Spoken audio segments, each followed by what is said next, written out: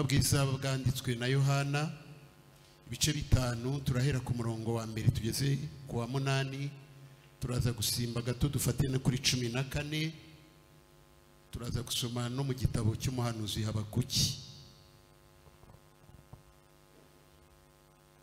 Ubutumwa bwiza bwa Yesu Kristo bwanditswe na Yohana ibice 5 umurongo wa mbere tugeze ku wa 8. Hanyuma y'ibyo haba iminsi mikuru y'abayuda, nuko Yesu agiye Yerusalemu. Kandi Yerusalemu bugufi bw'irembo ry'intama hariho ikidendezi mu Ruheburayo cyitwa Betesida, cyariho amabaraza 5. Muri ayo mabaraza hari abarwayi benshi barimo impumyi n'ibirema n'abanyunyutse, bari bategereje ko amazi yihinduriza, kuko rimwe na rimwe marayika yamanukaga akajya muri icyo kidendezi agahinduriza amazi. Nuko umuntu wabanzaga kujyamo amazi yihindurije niwe wakiraga indwara ye yariyo yose.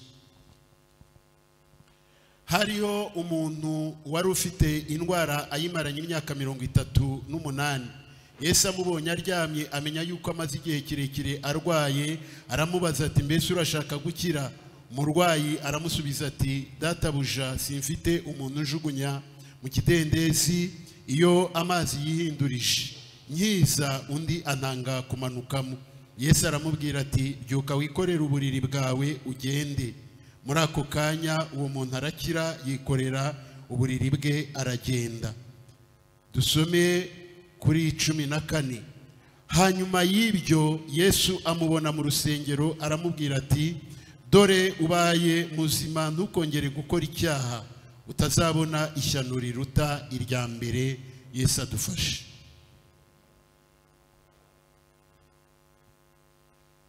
Igitabo cy'umuhanuzi Habakuki ibice 2, dusome umurongo wa mbere ndetse n'uwa 3.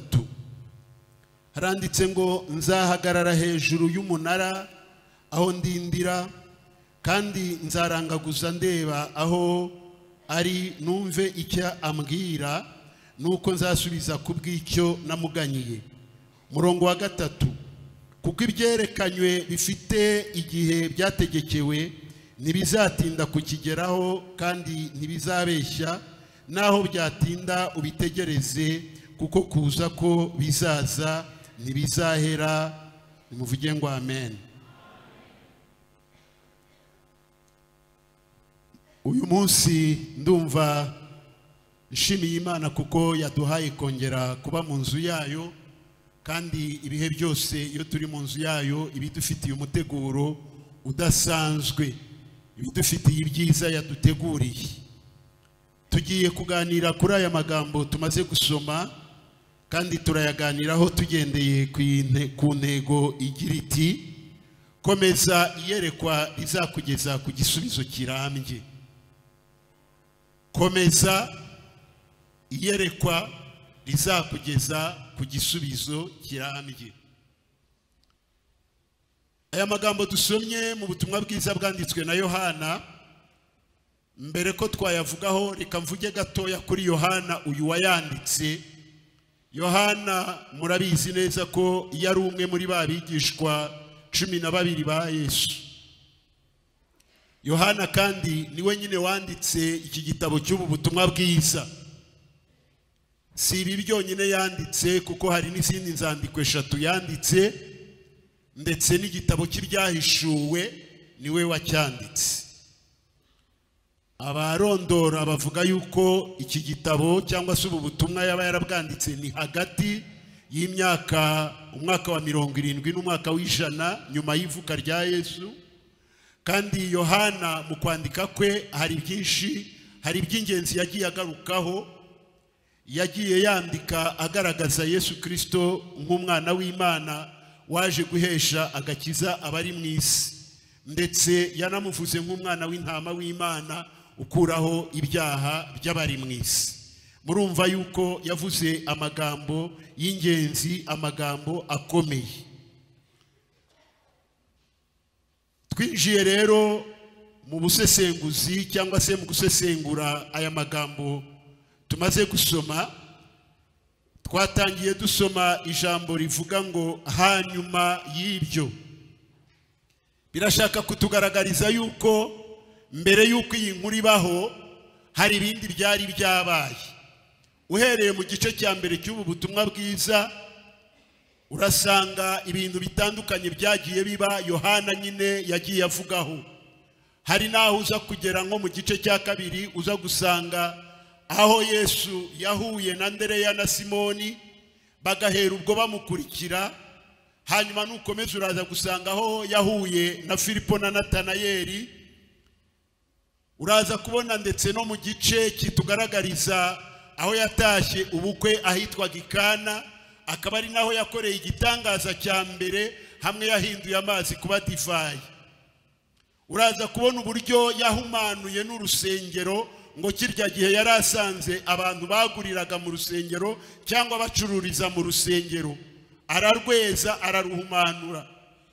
Uraza kubonamo n'ikiganiro gikomeye cyane aherekera mu gice cya gatatu, aho yagiranye ikiganiro n'uwitwa Nikodemu, wari umwe mu banyamategeko wamusanze rwihishwa mu ijoro, akajya kumubaza icyo yakora kugira ngo abe umwana w'Imana.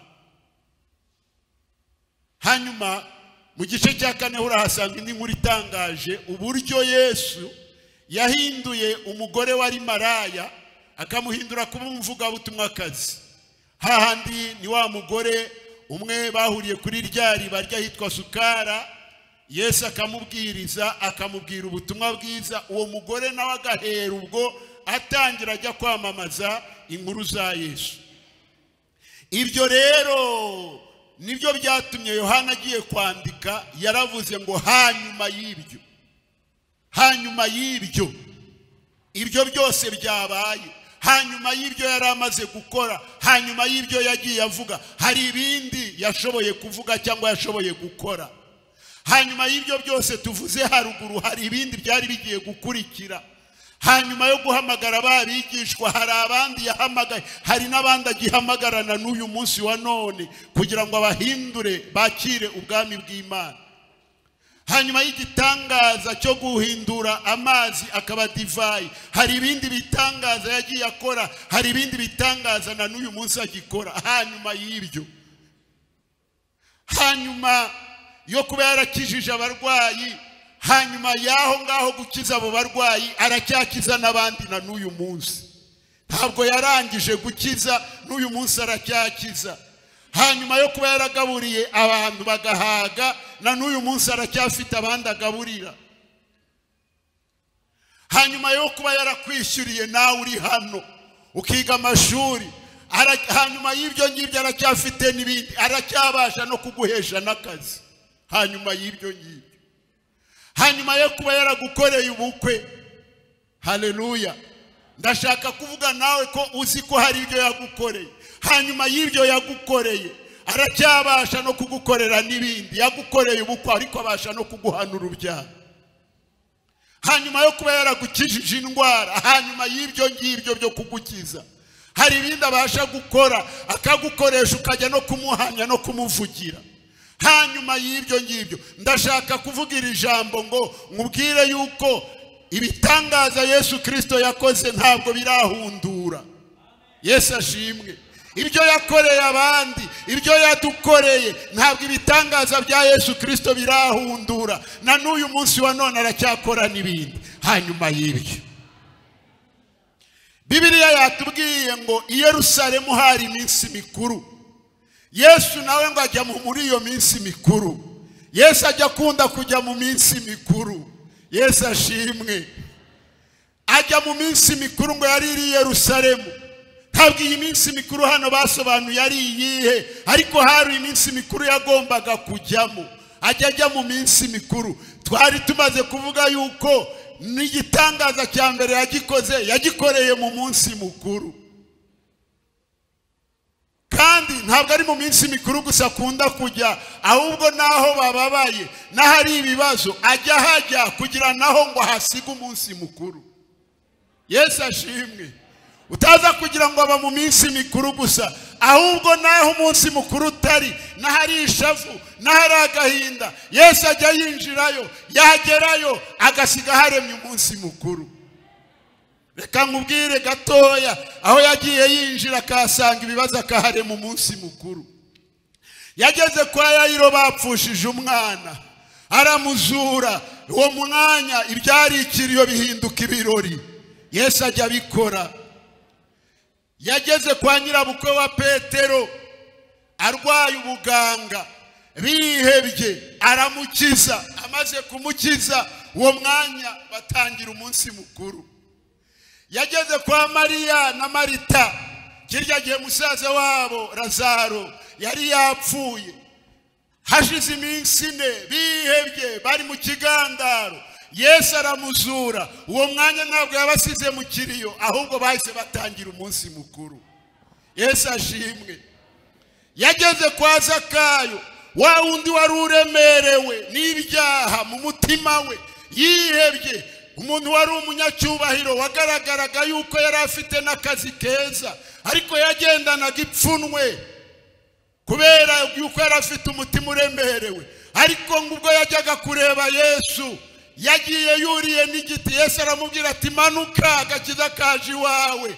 Ngo agenda afite ipfunwe. Bageze iwe Yesu aramubwira. Hanyuma Zakayo wa wundi wagendanaga umutima umucira urubanza, Yesu amusigira amahoro kuko yaramuhaye agakiza. N'umwami mwiza cyane, azi kurema umunsi mukuru, ajya arema ibirori. Iyo ageze mu rugo rwarimo imidugararo, ajya abikemura akahasiga ihumure n'amahoro. Yageze mu mutima wari wihebye, mu mutima wari ufite ishavu, aho ngaho naho ajya ahindura ibintu akaharema umunezero. N'uyu munsi wa none nawe ushobora kuba uri muri uru rusengero, ushobora kuba waje muri iri teraniro, ugira uti reka mpfe kujya mu rusengero numve ko ari icyahinduka. Uri kwihugenza gatoya, ugira uti ko numva intimba bambanye nyinshi, ko numva ibibazo bimbanye birebire. Ndagira ngo ngutangarize nkubwire yuko nawe uyu munsi wa none umwemereye ukamwakira mu mutima wawe, yakuremera ibirori, yakuremera umunsi mukuru. Bibiliya yatubwiye ngo Yesu yinjira mu irembo ngo ry'intama. Hari aho twari tumaze kuvuga ngo yaragiye mu minsi mikuru. Aho ngaho ngo Yerusalemu hari hagoswe n'inkike zikomeye cyane, kandi ngo kuri izo nkike hariho amarembo. Awe nkaho yakaboneje ngo yinjire mu rusengero ajye muri ya minsi mikuru, amenya ko nubwo iminsi mikuru yateguwe, ariko hari abandi bantu bo batiteguye kwinjira muri iyo minsi mikuru. Ntabana gusa nabo ngaba, baravuga ati ndashaka n'abariya bibagiranye. Ahantu hose hari umunsi mukuru baba bakoze protokoli itangaje, bakavuga bataba nabo bazicara haba ngaba bazanyura, ibi bizagenda bityo. Naho ngaho byari byakozwe, ariko Yesu ahageze amenya neza yuko hari abantu bibagiranye. Ajya bimenya ko hari abibagiranye muri za protokoli, aravuga ngo bariya nabo bagomba kugera mu munsi mukuru. Yesu ashimwe. Ariko hari umwe yamenyemo cyane, turaza kumugarukaho. Ngo noneho ngo aragenda, ngo anyuramo, hari amarembo menshi. Ayo marembo siyo ndi buvugeho, ariko reka mvuge kuri rya rembo rimwe ngo ryitwaga irembo ry'intama. Amenya yuko nyine hari agatama kamwe kari hariya, ko katigeze gatumirwa mu munsi mukuru, ko katari bube muri ya minsi mikuru. We nk'umungeri mwiza haravuze ngo ninge mungeri, ninge rembo ry'intama. Yesu ashimwe. Ndumva ko yabivuze mu butumwa bwiza bwa Yohana ibice 10:9 ngo ninge rembo ry'intama, umuntu niyinjira muri jye azakizwa, azinjira asohoke kandi azabona urwuri. Amenya yuko hariya hari intama yo itari bwemererwe cyangwa se itari bushobore kugera mu munsi mukuru. Ngo aragenda anyura mu irembo ry'intama. Ngo aho ngaho ngo bugufi bw'iryo rembo ry'intama ngo hari amabaraza 5. Reka tubivuge gatoya tuhati. Ngo hari amabaraza 5, ngo hariho ngo iruhande rw'ayo mabaraza ngo hari n'ikidendezi ngo cyitwa Betesida. Ngo muri ayo mabaraza 5 ngo hari abarwayi benshi, ngo abamugaye, abanyunyutse, abatabona, abarwayi b'indwara zitandukanye, ngo bari baryamye aho muri ayo mabaraza. Aya mabaraza wayavugaho byatinda, ariko reka nkubwire abasesenguzi bamwe bayagereranije na bya bitabo 5 bya Mose by'amategeko, aho abantu batindaga bagira batari muri aya mategeko twahura n'Imana, twahura n'imbabazi z'Imana, ariko bikabananira bikanga bigatinda agakiza k'Imana ntibagashyikira. Ngo nibwo Yesu yahisemo kwiyizira, aravuga ngo ubwo amategeko yananiwe kubahindura no kubakiza, ndaje njyewe ndashaka kubaha agakiza k'ubuntu. Yesu ashimwe. Abategerereje mu mabaraza bamwe bari barahihebeye ntacyo bagezeho, n'uwo mugabo nuko yari amerewe, ngo ku kidendezi cyitwa Betesida bari aho ngaho mu mabaraza bicaye aho bategereje kubona ineza y'Imana. Ariko reka da,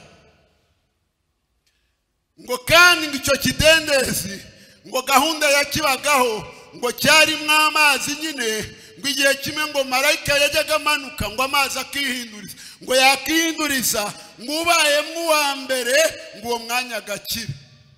Reka maze nkubwire uko cyasobanuraga. Bibiliya yavuze ngo ni kidendezi cyitwa Betesida. Byasobanuraga Betesida ubundi ngo hasobanura ngo ni mu nzu y'impuhwe, inzu y'impuhwe cyangwa se inzu y'ineza y'Imana, cyangwa inzu yo kugirirwamo ubuntu n'Imana, cyangwa se inzu yabonerwa amahirwe. Nuko nguko ngo abagenekereje gusobanura Betesida nuko bahavuze. Ariko nyamara protokole yabaga kuri Betesida nuza kuyikurikirana uraza gusanga ihabanye cyane n'ubusobanuro bwayo. Ngo wabaga uwa mbere, nuvuga ngo abarwayi bari benshi, burya abarwayi bajya babaho ariko hakaba hasigayemo n'ahagirimo n'abanyembaraga. Umva uburyo kuri iki kidendezi ubikurikiranye wahita unasanga yuko banza n'ivangura ryari rihari. None se ahantu ho kugirirwa impuhwe noneho haruje yararembye nk'aho ari we wakagiriwe impuhwe ngo abanzemo, umunyembaraga ngo niwe wamutangaga. Ngo si impuhwe byari bimeze bite?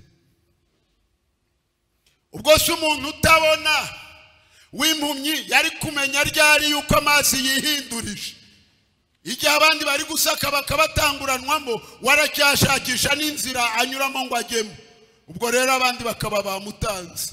Nukuvuga ngo hari abahatindaga, hari n'abageraga aho ngaho bakarambirwa bati mvanye y'amaso aha hantu ntabwo nzahakirira. Ku kidendezi. Reka twihute.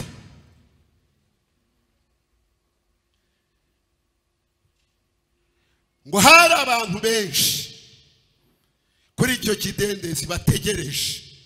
Uwabanzaga kugwa mu mazi, marayika aje amazi yihinduje, ngo ni wowe wenyine rukumbi wakiraga ngo agataha, ngo abandi bose bagasigara bategereje. Bibiliya rero yatubwiye ngo aho ngaho kuri icyo kidendezi, aho ngaho kuri iyo nzu yitwa ko ari impuhwe, ko ari inzu y'impuhwe, aho ngaho abandi bagiye bakirira, hari umugabo wari uhamaze imyaka 38. Abandi babonera ihumure, abandi babonera umugisha, we ahakubise imyaka 38. Aho kandi yatinze atyo ntabwo hari kure y'urusengero, yari hafi yacyo. Kidendezi cyari aho ngaho hafi y'urusengero. Aho ngaho yahaburiye umuntu wamujugunya mu mazi nayo ngo akire. Aho ngaho hitwa inzu yo kugira y'ineza. Aho ngaho hitwa aho abantu bagirirwa ubuntu. Aho ngaho hari hafi y'urusengero. Umuntu yahaburiye wamujugunya mu kidendezi, arahihebeye, araho ngaho. Uyu murwayi Bibiliya yatubwiye ngo ntabwo yavuze izina rye, nta nubwo batubwiye n'uburwayi yari afite, gusa ngo yari umuntu urwaye, yari amugaye, yari arwaye kanseri, yari arwaye iki, nta na kimwe cyavuzwe, gusa yari umurwayi ubimaranye igihe kirekire, imyaka 38. Nta zina ryavuzwe, birashoboka ko abantu baho ngaho bari baramushakiye akazina, bamwe bakavuga bati ni muzehe wo kuri Betesida, abandi bati ni Dwaye wa muntu mukuru cyane wo kuri Betesida, abandi bakamuhinzirizaho bati ni Sekumbata wo kuri Betesida. Hari igihe umuntu ajya atinda mu kibazo, byageraho ngaho izina rye rikibagirana bakamushakira izina rihwanye n'ikibazo cye. Yaba ari wa mukobwa watinze gushaka, bagahita bavuga bati ni shangazi, bati ni tate. Yaba ari wa murwayi utinze ubimaranye igihe kirekire, bati ni nyiramunihira. Akaba ariko kazina kabake, bavuga bati nyiramunihira yaje, bati ni wa murwayi ubimaranye igihe kirekire. Nawe ikibazo umazemo igihe, birashoboka ko ari cyo abantu bari kukwitirira. Birashoboka ko nawe ari cyo ujya wiyitirira. Ati ngewe Magorwa, ngewe Tabu, ngewe Vumiriya. Ayo ni amazina abantu bagenda bita rimwe na rimwe ajyanye n'ibibazo umuntu yatinzemo. Aho maze ikibazo umazemo igihe bakakikwitirira. Ariko aho ngaho nyine, aho niho Yesu yamusanze. Aho ngaho abandi batigeze bamugirira impuhwe, niho Yesu yamusanze. Aho ngaho yababariye imyaka 38, Yesu arahamusanga. Hari komantere imwe nigeze nsoma, baravuga ngo hari abajyaga baza bakamubwira ngo ihangane, ngo hari ubutayu urimo, ngo bugereranye n'ubutayu Abisirayeli bamazemo imyaka 40, ngo ubwo ugize 38, ngo buriya ni wuzuza 40, ngo haracyasigaye 2 ngo utabarwe. Mbega umugabo yarababaye. Imyaka 38 yose ni mikeya, ariko baracyari kumwongerera ninde. Ariko Yesu yo yaje ajya yabreja igihe, ajya gihina n'ikigerageza cyari kikirekire. Yesu yo yihisiye haravuga ngo stop. Haleluya. Guhera uyu munsi wa none bijyeho iherezo, ngo yatugiriye imbabazi agashyira iherezo ku bitugoye. Yesu ashimwe, mumuhe icyubahiro n'ukuri. Nawe kugiriye imbabazi uyu munsi wa none, bya bindi umaranye imyaka, ya ndwara yawe, cya kibazo cyawe, usigaye uvuga ngo nitwibanire, ndetse usigaye uvuga ngo ya ndwara yanjye, ngo nyine ngo ngiye kubera indwara yanjye. Ntabwo ari iyawe, ntabwo ari iyawe, ni Satani wayizanye. None nawe yakwemeje yuko ari iyawe. Cya kibazo Satani yakwemeje ko ari icyawe, ntabwo ari icyawe, wikiyitirira. Yesu abishatse uyu munsi wa none yagishyiraho iherezo. Haleluya. Reka mvuge gatoya nihuta ku bintu, kuri karite cyangwa se ibintu byiza nabonanye uyu murwayi. Hari ibintu bibiri by'ingenzi, hari byinshi twamuvugaho, ariko hari ibintu bibiri by'ingenzi nshaka kukubwira uyu murwayi twamwigiraho. Cyambere cyo, we nubwo yabonaga protokole iri aho ngaho kuri Betesida inyuranye n'ubusobanuro bwayo, ariko yicaye azi ubusobanuro bwa Betesida. Atahantu nubwo bimeze bitya, ariko hitwa inzu y'impuhwe, hitwa inzu y'ineza y'Imana. Icyo ngicyo aragishurirwa. Wamenye izina nubwo yabonaga ibihakorerwa bihabanye n'izina ryaho. Reka mbabwire, turi mu itorero ry'Imana. Hari n'igihe nawe ujya witegereza ugasanga ibiri kuba byaba bihabanye n'ibyo wagombye gutegereza mu itorero. Kavuga ati ariko se ni itorero cyangwa ibi ni ibiki? Ubundi abana b'Imana twagombaga kumera gutya, byagombaga kugenda bitya. Kuba protokole zagenda zihindagura ibintu ntabwo bivuze yuko itorero uko Imana yarigambiriye, uko Kristo yarigambiriye rikiri kwa kundi. Aracyafite umugambi kuri ryo, nubwo abantu babitekereza ukundi, nubwo abantu babyibwira ukundi, ariko itorero ry'Imana riracyari itorero. Yesu ashimwe. Ntukangwe n'ibyo ubona, ntukangwe n'ibibazo wahahuriye nabyo, ntukangwe n'ibibazo wahuriye nabyo muri uyu muhamagaro. Yesu yaraguhamagaye, nubwo muri uyu muhamagaro waba ufite ibibazo, ariko ntibikuyeho yuko ahangaha hakirimo umurimo w'Imana. Avuze ngo amina ariko. Yesu ashimwe. Yewe mu Kristo, barakurangiye ngo tujye mu nzu y'Imana, tujye mu rusengero. Hari ibyiza, hari umunezero, hari amahoro. Uhageze ubona ibitandukanye, ariko nubwo wabonye ibyo ngibyo, ibyo ni iby'abantu, ariko Imana yo umugambi ifite ku itorero ryayo, ku muryango wayo, nta cyawuhinduye. Uwo mugabo yari yarahishuriwe icyo ngicyo, haravuga ngo nubwo ahantu nahakubitikiye, nubwo abantu bahantaye, nubwo abavandimwe bansize, nubwo abantu ntawungirira impuhwe, ariko ndaguma ahangaha. Aho Yesu ashimwe. Umva ikindi cya kabiri, uyu mugabo yari afite iyerekwa rikomeye, yari afite iyerekwa ryo kuvuga ngo ndabizi neza yuko ahantu hitirirwa impuhwe z'Imana, bitinde bitebuke nzahagirira impuhwe z'Imana, nzahabonera ineza y'Imana. Kubw'ibyo ngibyo ndahisirika matinde. Yesu ashimwe. Paulo yandikira Abakorinto mu rwandiko rwe rwa kabiri ibice 4 ku murongo wa 18, hari aho yavuze ngo kuko twebweho ngo ntabwo tureba kubiboneka, ngo ahubwo tureba kubitaboneka, ngo kuko ibiboneka n'iby'akanya gatoya, ngo ariko ibitaboneka n'iby'iteka ryose. Iryo ni iyerekwa rikomeye. Hari ibintu, hari abo twigeze tuganira mu bihe byashize, ngira ngo ni hano, ndababwira ngo mu bibazo byose ujye uhura nabyo, ujye uzirikana ko bigira fase ebyiri. Ikibazo cyose wahagararamo, cyaba ari icy'umugisha, cyaba ari icy'ibyago, ujye umenya ko gifite impu ebyiri. Hari ibiboneka, bibonekera bose, bigaragarira bose. Uriya muntu ahuye n'ikibazo, uriya muntu arakubititse, icyo ni ikiboneka. Ariko Bibiliya iravuze ngo ni icy'akanya gatoya.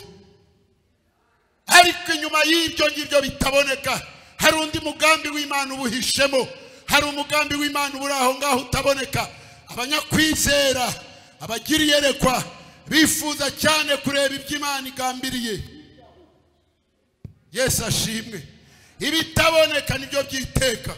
Ahari Imana yemeye kupfakara, ariko muri uko gupfakara irashaka kurushaho kukwiyereka no kukwereka ineza yayo n'imbaraga zayo.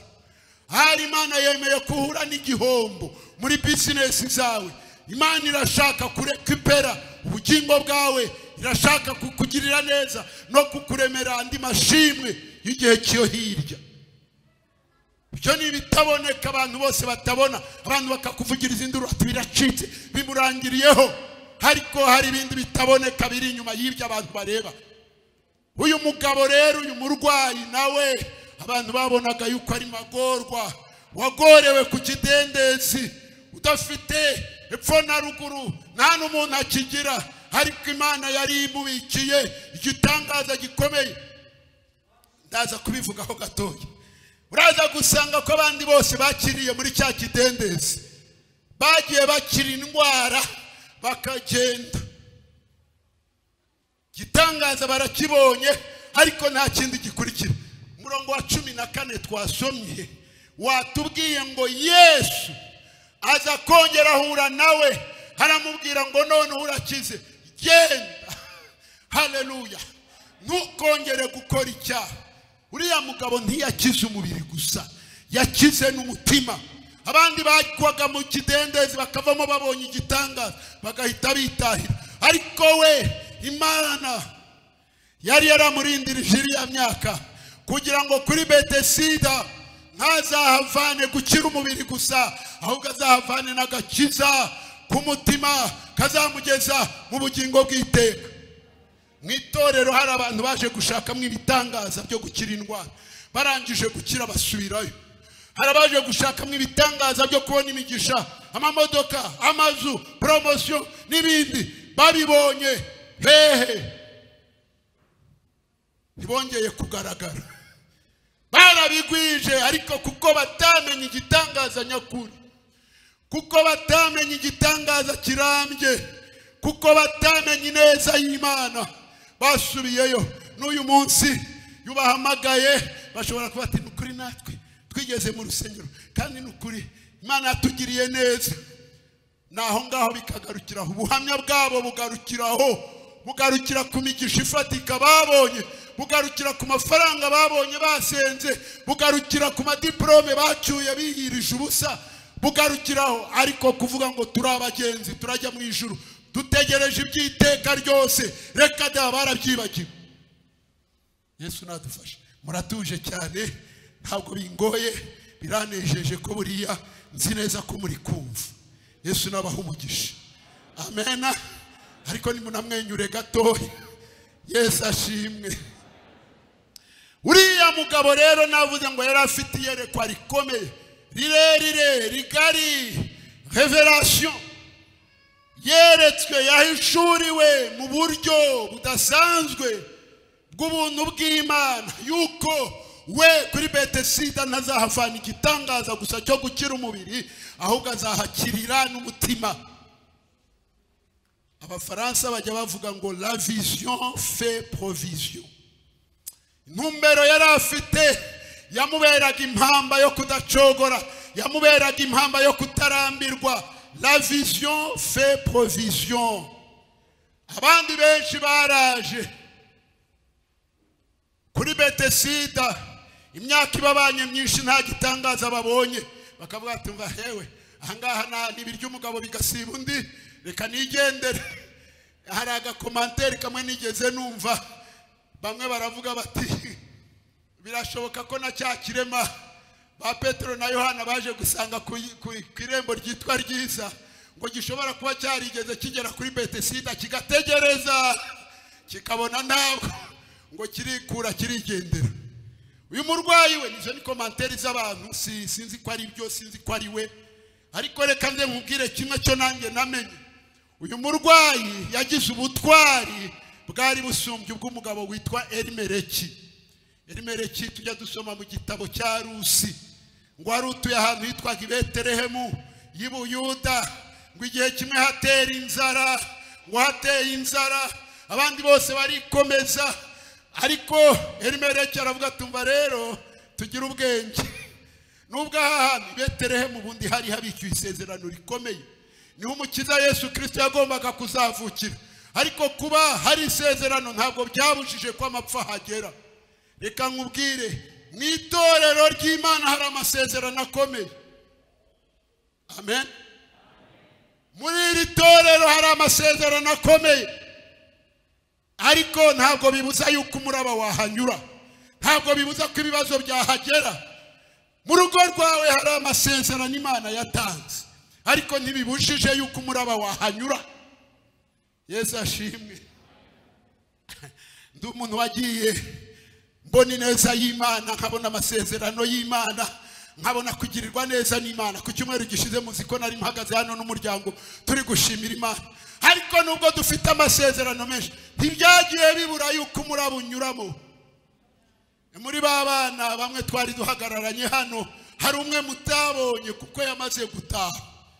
Ejo bundi muri 2019 Imana yaramuhamagaye, kandi nari mfite amasezerano ku bana. Ariko Imana wo muraba uraza unyuramo, nyine urupfu ruramujyana, ariko nta handi rwamujyanye, nzi neza yuko araruhutse. Nubwo dufite amasezerano ntibyabuza yuko umuraba waza. Muri Betelehemu rero hari habikiwe isezerano yuko umukiza azahavukira. Umva n'uburyo hasobanuraga, haravugaga ngo Betelehemu ngo ni mu nzu y'imigati, ni mu nzu y'imitsima, ariko mu nzu y'imitsima noneho hateye inzara. I Buyuda ho ubwaho hasobanuraga ngo ubwiza, la gloire. Aho hantu ubwiza, aho hantu heza.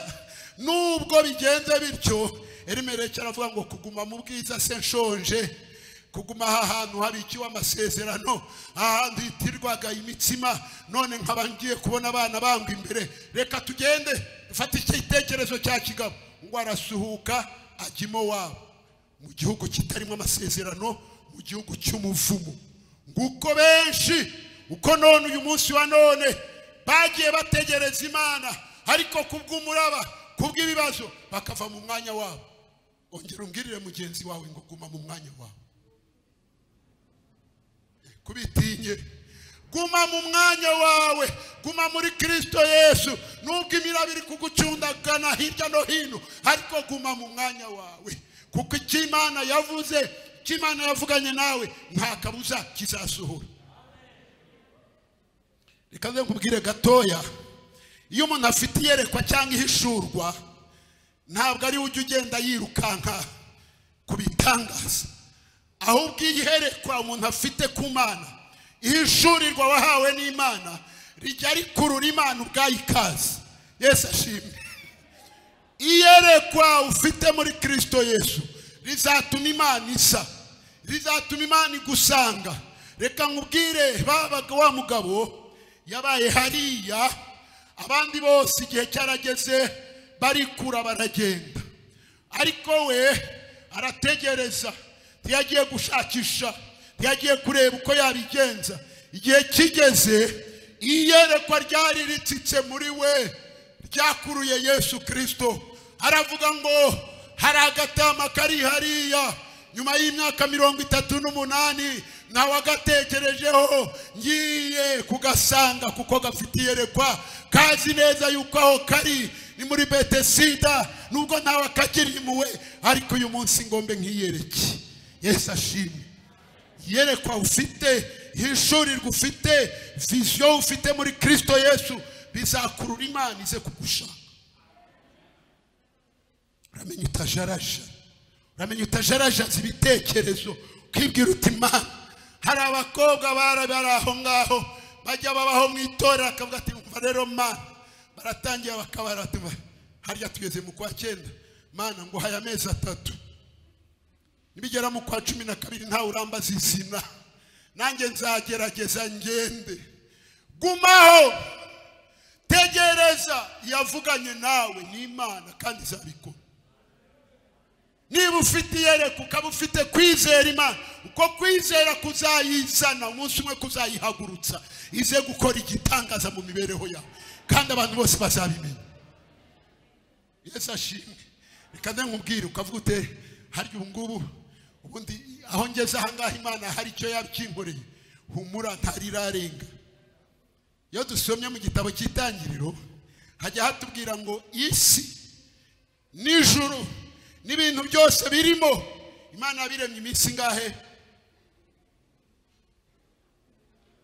Isi n'ijuru byaremwe n'ibintu byose birimo, amatungo n'inyamaswa n'ibiti n'amabuye n'izuba n'ukwezi, byaremwe iminsi ngahe? Byaremwe mu minsi 6. None si Imana ibasha kurema ibintu byose biri mu isi mu minsi 6, kuko uremera igitangaza mu masaha 2 byayinanira. Nimukomere Imana amashyi. Imana yaremye imisozi, karema inyanja, karema izuba n'ukwezi n'inyenyeri, mu minsi 6 ikaba yabirangije. Yewe wa mugabo we, yewe wa mukobwa we, kuko uremera igitangaza umunsi umwe byayinanira. Ngo yango bigomba ngo procedure ndende, ngo ntibyashoboka. Reka mbabwire, nusoma mu buhanuzi uraza gusanga burya Imana yaremye igihugu kimwe iragiteranya mu gihe kimwe, mu kanya gatoya kiba kiraba. Igihugu cya Isirayeli cyari cyarasenyutse rwose, ariko mu gihe gikwiriye muri 48, ejo bundi 1948, ishyanga rivuka umunsi umwe, ibendera rya Isirayeli rirongera rirazamuka. Ntabwo byari gushoboka, ntabwo byari kuba. Imana yo yabigambiriye mu kanya gatoya yakuremera igitangaza kimwe cyari kuzamara imyaka n'imyaka. Yeremiya we mu buhanuzi bwe yaravuze ngo jyewe Uwiteka nzabitebutsa igihe cyabyo nikigera. Humura, igitangaza Imana yakugeneye, guma mu mwanya wawe igihe nikigera. Nubwo cyari kigifite imyaka 15, Imana yagitebutsa mu minsi 2 kikaba.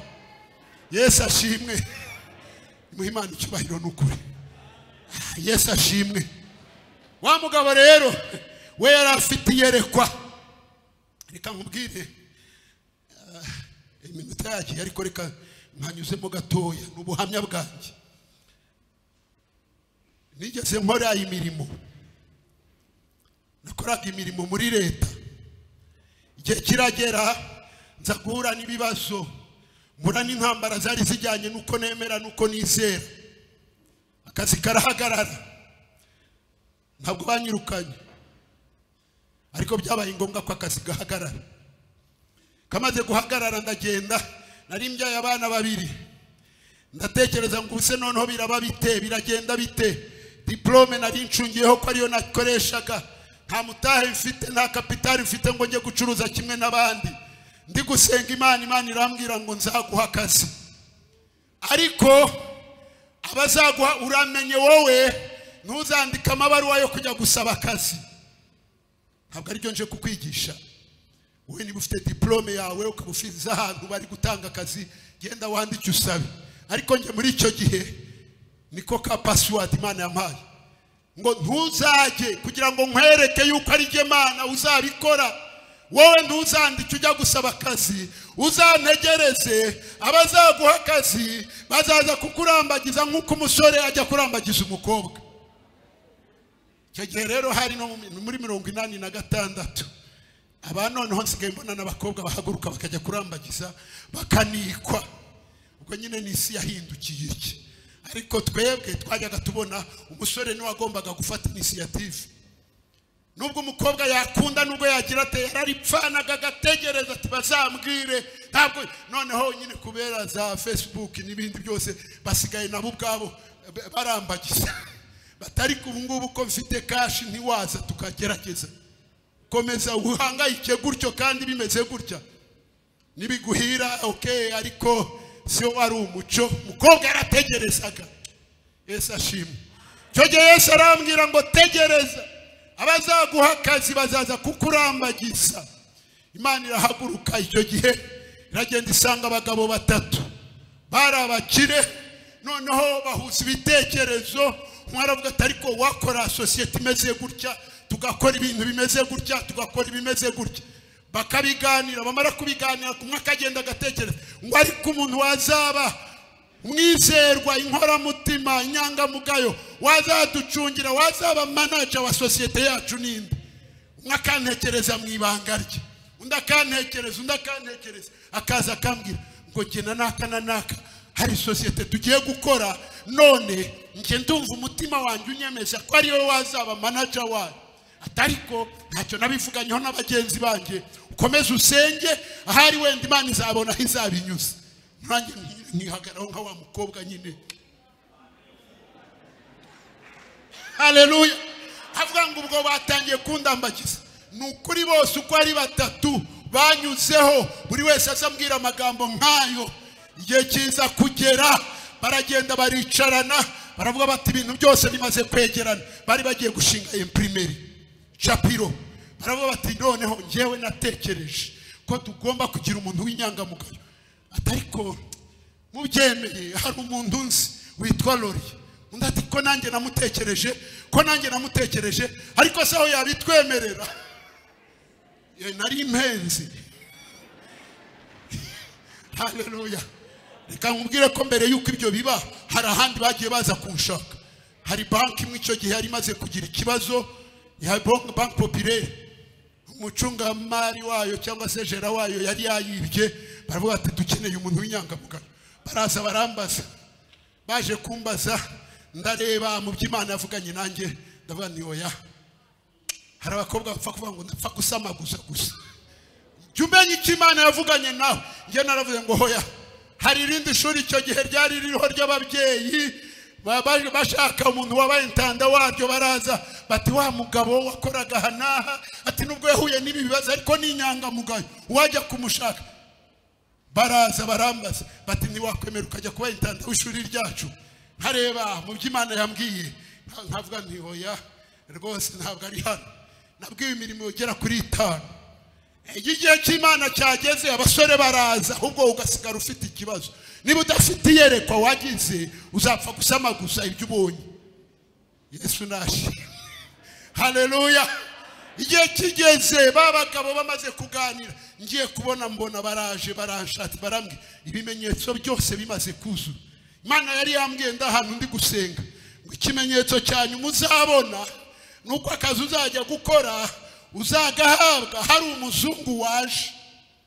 Abo bantu baragiye bagura amamashini barayinstara, bamaze kuyinstara mashine zanga gukora, bahamagara umuhinde wabaga hano i Kigali wari wazibagurishije araza. Numvise ko ari umuhinde wahageze ndavuga ngo banza buriya bya bindi bigiye gusohora, ariko Imana yavuze umuzungu ntabwo ibivuze umuhinde. Precision, Imana iramasha.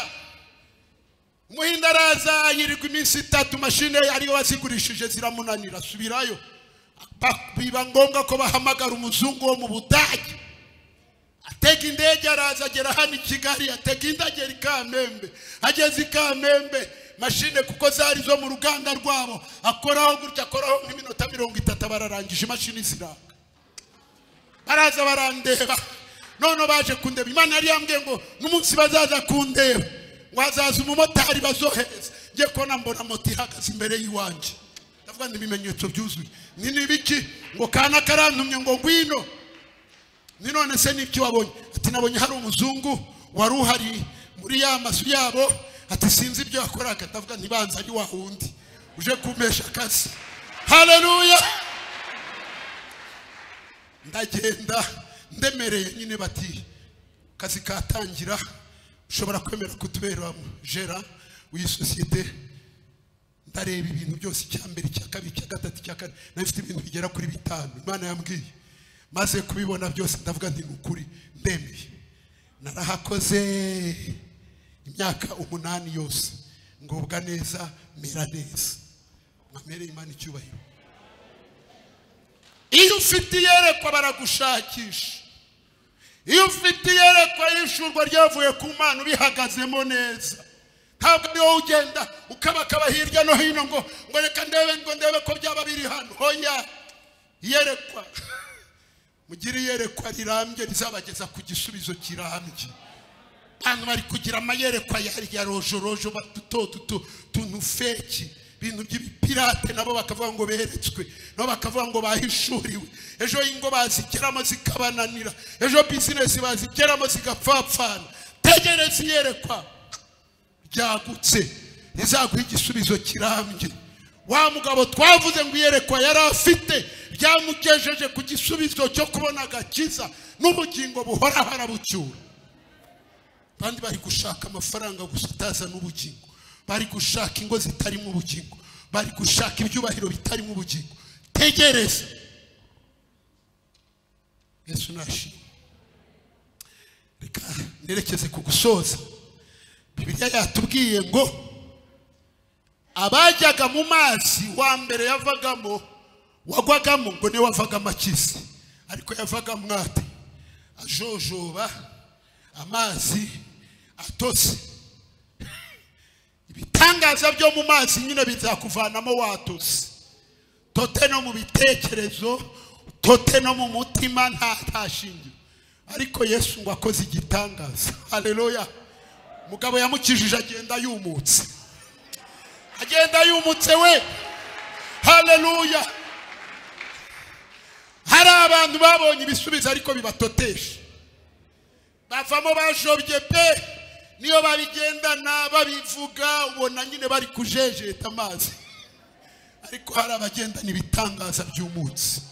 Yewe wa mugabo we, wa musore wa mukobwa we, tegereza igitangaza cya Yesu kizaza cy'umutse. Ntabwo ari ngombwa ko kigutosa. Yesu ashimwe. Ngo Yesu ageze ku kidendezi cy'Ibetesayida rero yaramwitegereje, amenya yuko hamaze igihe, amenya yuko yababariye aho ngaho igihe, amenya yuko hari abahamusize. Haramureba aramubaza ngo mbese urashaka gukira? Burya rero iyo umuntu yatinze mu kibazo amagambo aba yaratangiye kwicanga. Ni ngombwa rero guhora usengera n'iyerekwa ryawe kugira ngo igihe cyo kugendererwa utazayoberwa uko wabyitwaramo. Umugabo aratangiye aterega gukira ko ntabivuga ntese ntawe mfite wo kunjugunya mu kidendezi. nawe imiryango yaransize, n'aba bantu baraha nubwo hitwa ahantu himpuwe nta n'umungirira impuhwe. Yesu ntabwo ari byo yaramubajije. Ntabwo Yesu ntabwo ajya yita ku bupfapfa tugira, ntabwo ajya yita arareba gusa akavuga ngo ibyo ari byo byose. Ibuka Petero, kirya gihe Yesu ari kumubaza gatatu kose, yaramubaje ngo Petero urankunda? Yesu ati ndagukunda mwana. Urusha abangaba kunkunda? Ati yego mwana urabizi ko ngukunda. Arongera amubajije gatatu, Petero avuga ati uyu mugabo agomba kuba ari gushaka kunyibutsa ko namwihakanye. Aravuga ngo yego mwami umenya byose, uzi ko ngukunda. Mu yandi magambo bishatse kuvuga ngo nubwo tuziranye ko hahandi nakwihakanye, ariko n'uyu mubiri, ariko umutima wanjye urawuzi. Yesu azi umutima wawe. Wamuhemukiye utabishaka, utabigendeye, wananiwe guhagarara neza, Yesu arabizi. Ariko uyu munsi wa none umugarukiye ukamubwira ngo umenya byose, uzi ko nubwo cyagihe nakwihakanye, ariko mwami ndacyashaka ko wangirira neza. Wagaruka yakugirira neza.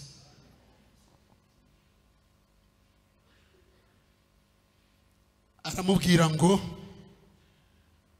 haguruka wikorere uburiri bwawe ugende. Mugabo ntabwo akijijwe n'amazi yihindurije, agiye gukizwa n'ijambo rya Yesu. Aramubwira ngo haguruka ikorere ubwo buriri bwaguhetse igihe kinini, ikorere ingorane yawe ubinzanire, hanyuma nkubohore ugende. Haguruka. Mva wa mugabo, mva mugore, mva musore, umaze imyaka ku kidendezi, umaze imyaka aho abandi bagiriye umugisha wowe utarigeze uwugira, umaze imyaka wihebeye, sinzi imyaka ufite, sinzi igihe umaze mu kibazo, ariko Yesu arakubwira none ngo haguruka ugende. Yesu ashimwe. Byakire mu kwizera, menya yuko Yesu Kristo abasha kubigukorera nawe, kandi ukagenda witera hejuru umushima. Bibiliya yatubwiye ngo uwo mwanya arahaguruka aragenda.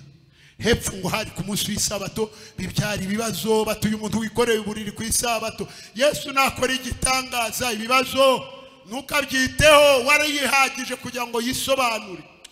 Yesu ashimwe. Ngo baza guhura na Yesu, ngo aramubwira ngo, Yesu yongeye guhura nawe aramubwira ati genda ntukongere gukora icyaha utazabona ishyano. Ntabwo tuzi indwara uyu mugabo yari afite, ariko birashoboka ko yari ifitanye isano n'ibyaha yari yaragiyemo. Yesu aramubwira ngo gukira kwawe kugira ngo kuzarambe, genda ntukongere gukora icyaha utazabona ishyano. Yesu arashaka kukubabarira, ariko arakubwira ngo ntukongere gukora icyaha utazabona ishyano. Aho wageze hose haramaze, imyaka umaze ugenda niyo ntimba mu mutima iramaze, ariko Yesu arakubwira none ngo haguruka ntukongere utazabona ishyano. Komeza rero iryo yerekwa rizakugeza ku gisubizo kirambye. Niryo jambo twaganiriyeho rivuga ukuri ya mugabo yakize umubiri, ariko n'umutima we urakira. Ndashoje, nimwubike imitwe dusenge.